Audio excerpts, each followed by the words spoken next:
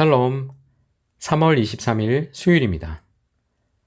하나님의 사랑과 은혜가 여러분의 삶 가운데 함께 하시기를 소망합니다. 이 시간 복음서의 말씀을 읽고 묵상하며 하나님 앞에서 침묵으로 기도드리겠습니다. 마태복음 16장 21절에서 28절 말씀입니다.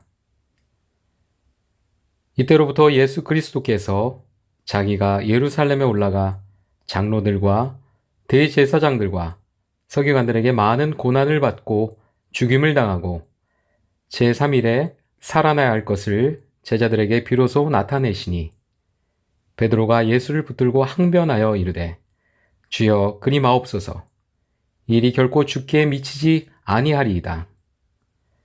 예수께서 돌이키시며 베드로에게 이르시되 사탄아 내 뒤로 물러가라. 너는 나를 넘어지게 하는 자로다. 내가 하나님의 일을 생각하지 아니하고 도리어 사람의 일을 생각하는도다 하시고 이에 예수께서 제자들에게 이르시되 누구든지 나를 따라오려거든 자기를 부인하고 자기 십자가를 지고 나를 따를 것이니라.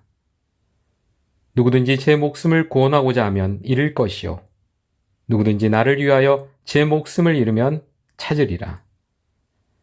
사람이 만일 온 천하를 얻고도 제 목숨을 잃으면 무엇이 유익하리요? 사람이 무엇을 주고 제 목숨과 바꾸겠느냐? 인자가 아버지의 영광으로 그 천사들과 함께 오리니 그때에 각 사람이 행한 대로 갚으리라. 진실로 너희에게 이르노니 여기 서 있는 사람 중에 죽기 전에 인자가 그 왕권을 가지고 오는 것을 볼 자들도 있느니라.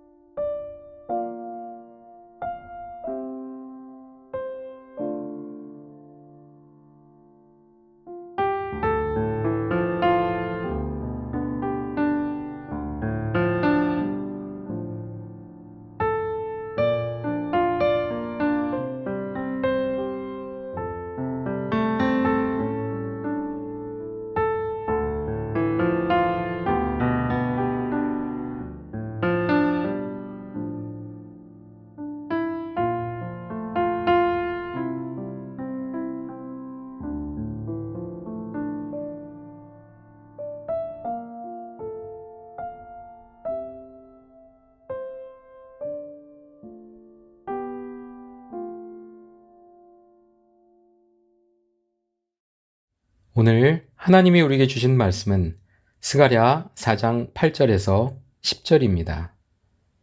함께 말씀을 읽고 우리에게 들려주시는 하나님의 음성을 듣겠습니다.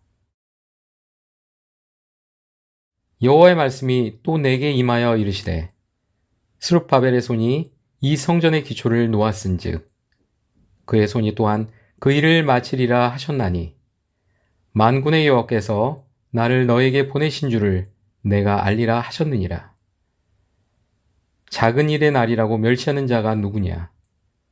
사람들이 스룹바벨의 손에 다림줄이 있음을 보고 기뻐하리라. 이 일곱은 온 세상에 두루 다니는 여호와의 눈이라 하니라. 몇 해 전 국내 최초이자 세계 6번째로 무동력, 무기항, 무원조란 타이틀로 요트 세계 일주의 대기록을 세운 김승진 선장에 관한 여행담을 접하게 되었습니다. 집채만한 파도와 끝이 보일 것 같지 않은 사투를 벌이면서 태풍 한가운데를 지날 때마다 선장은 이런 생각을 했다고 합니다. 내가 과연 안전하게 목적지까지 도착하게 될 수 있을까? 그러나 거친 파도와 예측할 수 없는 날씨보다 그에게 더 힘들게 느껴졌던 것은 바람이 불지 않는 상황에서 아무것도 할 수 없는 자신을 바라다 보면서 무기력과 고독으로부터 벗어나는 일이었다고 합니다. 비록 파도가 크고 위협적이어도 바람만 있다면 목적지로 나아갈 수 있지만 바람이 불지 않는 상황에서 요트 안에 있는 그가 할 수 있는 것이 아무것도 없었기 때문입니다. 그렇게 항해를 이어가던 어느 날이었습니다. 예전 경로에서 벗어나서 표류하게 된 선장은 불을 켜지 않은 낯선 배가 다가오고 있다는 것을 알게 되었습니다. 혹시 해적이 아닐까 두려움에 사로잡힌 선장이 공포에 떨고 있을 때 그에게는 사랑하는 아내와 딸의 얼굴이 떠올랐다고 합니다. 그 위기를 벗어나기 위해 주변에 있는 물건들을 빠르게 찾아보았습니다. 그러나 그가 타고 있던 요트에는 그런 위험에 대처할 수 있는 무기가 없었습니다. 이제 시선을 돌려서 주변 바다를 살펴보았지만 도움을 요청할 어떠한 선박도 그 근처에 없다는 사실을 깨닫게 되었죠. 이러한 상황에 대비하지 못했던 그 자책감과 또 죽음에 대한 두려움으로 모든 것을 포기할 무렵 선장의 눈에 작은 무엇인가 들어왔습니다. 그것은 활약이 우수한 무기도 주변의 선박의 도움이나 또는 성능 좋은 엔진이 아니었습니다. 봉인이 붙여져 있던 아주 작은 비상용 모터였습니다. 그 작은 모터 덕분에 위험을 벗어나 무사히 항해를 마칠 수 있었다는 이야기였습니다.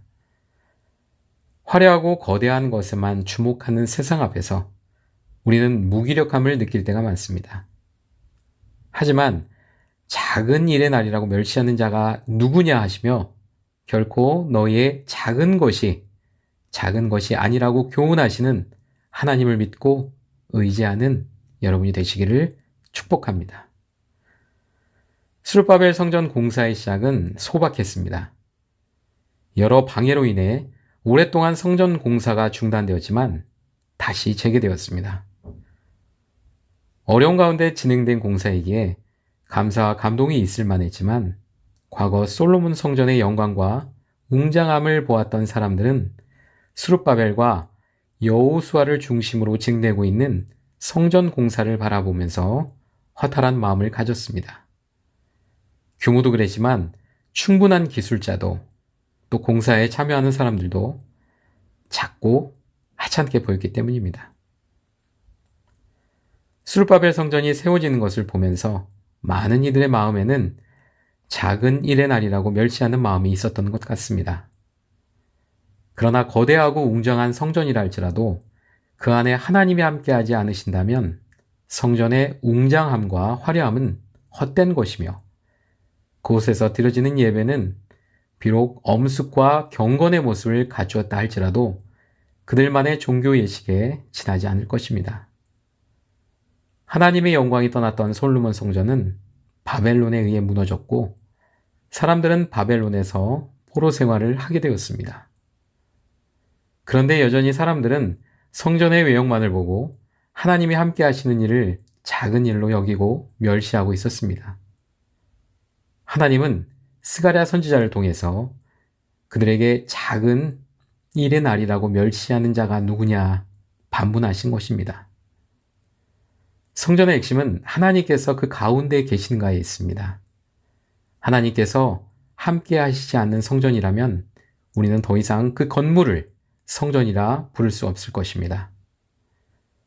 화려하고 웅장한 것에 주목하는 세상에서 예수 그리스도를 따르는 하나님의 사람들이라면 하나님의 함께 하심이 교회와 성도의 축복이자 은혜임을 기억하고 작고 사소하다 하여 가볍게 여기지 않으며 눈에 보이는 결과로 드러나지 않는 일에도 가치와 의미를 되새기며 살아가야 할 것입니다.